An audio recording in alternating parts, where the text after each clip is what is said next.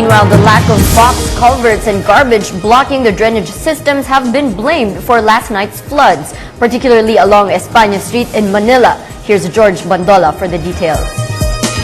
MMDA Chairman Francis Tolentino led his men in a declogging operations in the city of Manila this morning. After last night's heavy rain, several streets in Manila was flooded, specifically España Road in front of University of Santo Tomas. Tolentino explains that the box culverts that was put in place were too small and can only accommodate around 22 millimeters of rainwater, smaller than the 28 millimeter of rains that was recorded last night. Aside from the garbage that has been blocking the waterways and drainage systems.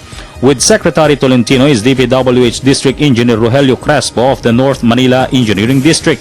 Crespo explains that they have to put in place another box culverts that will serve as floodwater basins and interceptors. These box culverts will divert the floodwater down to Manila Bay.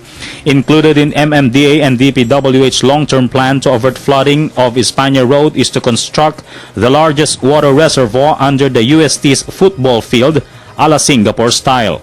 Ang sinasabi ng DPWH, yung mga pipes naman na kinakabit nila nag-ooperate. So meron tayong titingnan ngayon na ilang mga private construction sites na nakadagdag din. Kumakalat yung graba, kumakalat yung buhangin. Nakadagdag din sa mga drainage laterals natin. Yung dahilan ng mabagal na? Mabagal lang, tama yun. At saka yung isang explanation, lahat ng kalye sa palibot ng UST ay na-elevate na. Naiangat na ng DPWH. Yung Espanya mababa. Kaya yung Espanya para naging catch basin. Kung 100%, mga 30% may intercept nito. Mga 75,000 cubic meter ang may intercept nito. Pag nagawa po itong yung box culvert na yan. For People's Television, George Bandola.